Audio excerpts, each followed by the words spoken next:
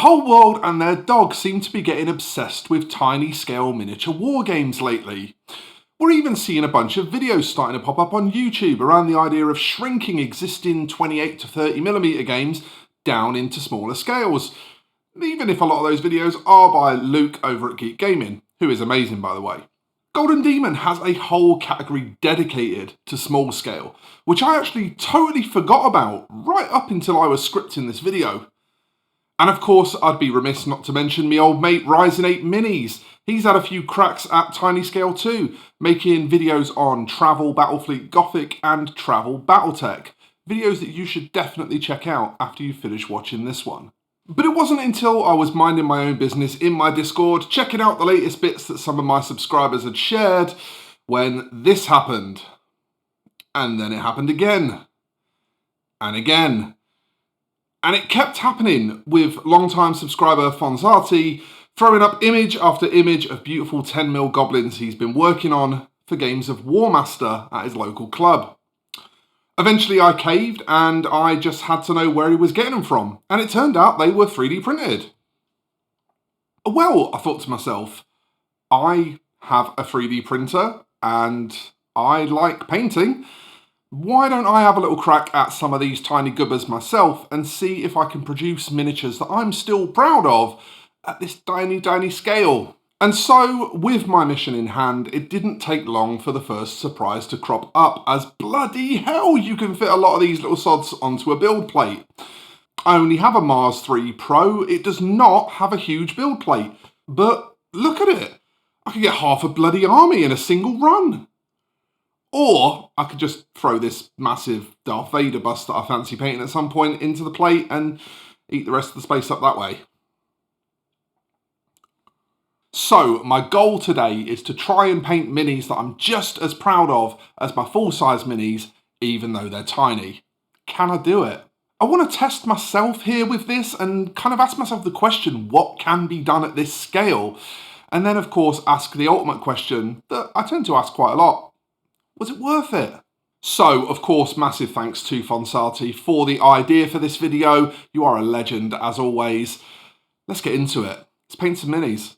Now, I'm going to start out with some models on foot here for the baseline, because I feel like that's a way I can get a nice direct comparison between these little 10mm and what I paint the most of, which is single character / hero models. The first thing that really jumps out to me is how extremities and points of interest are so exaggerated on the sculpts. Now, I've not really done any 10mm before, but I did know previously that exaggeration is key, so this is an important thing that I'm going to have to keep in mind as I'm working. I think the smart money here is going to be to still paint with the workup method. I feel like the lack of control a wash can give could mean that I easily flood out what little detail we have to play with here. So I'm going to use washes, but I'll keep use of them pretty limited. That considered though, we have to remember that whole exaggeration thing. So whilst things like edge highlighting, for example, shouldn't be dismissed, the main focus here really has to be on pushing contrast. Fitting as much of a difference between light and dark into small spaces is hard, but it's the best way I can think of to keep all these shapes nice and crispy. I also don't think I can really afford to go too hard on metallics with tiny models like this. Again, those small volumes just maybe won't suit them, at least not to my eye. The good news is, however, we can do some pretty damn rough non-metallic metal and still get away with it. Not really blended at all. I guess when the areas are this small, your eye just doesn't have the real estate to fully resolve how smooth or choppy something is. And whilst I do think it's important to give some real time and effort to skin tones at this scale, I think it's also going to be a cold day in hell before I attempt eyes on a 10mm infantry piece. That said, I think we can still get a lot of pretty nice detail in just by being smart with the skin tones. Keeping those eye sockets dark kind of eliminates the need for eyes anyway. And so, after a couple of hours and some relatively simple processes, these two were wrapped up and actually looking really neat if you ask me. There's plenty of contrast, and what detail there is on the minis has been pushed as much as I dared to create something that looks poppy and readable despite its size. And well, as much as I'm happy with these, I did find myself kind of thinking it wasn't really that much of a challenge. Could I push harder? Is there more I could do? I think in order to try and do so, my best bet is to grab something that would have been a centerpiece model in normal scale miniature wargaming, something like this Green Knight. This model was coveted by pretty much every wargamer I knew back in the day, and witnessing the 10mm scale version has me very hyped to see what I can produce. So let's give it a try. When I first looked at how crazily textured this model is, considering its size at least, I realised my earlier thoughts on minimising washes might not apply here. The best way I could think of capturing all the texture on the coats was indeed a wash, or in this case a dab of Vallejo Express colour. This gets in amongst all that texture and provides me with a nice highlight map I can work to. And following that highlight map with a few layers of brighter green is easy and makes this very busy part of our tiny knight stand out well. The rest of the greens follow a similar process, but with a different express colour to start out the work.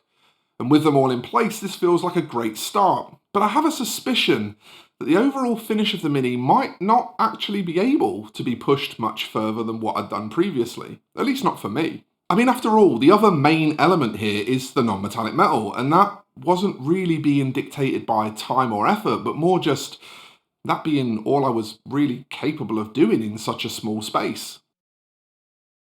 The only remaining areas to tackle after that were truly tiny and kind of insignificant ones. Things like straps and belts, banner poles, or the mount itself. All really quite simple, straightforward areas.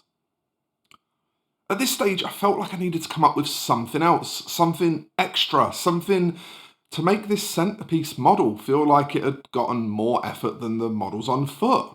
And so, I can proudly present to you, after all that effort, this 10mm scale Green Knight model with its special presentation base.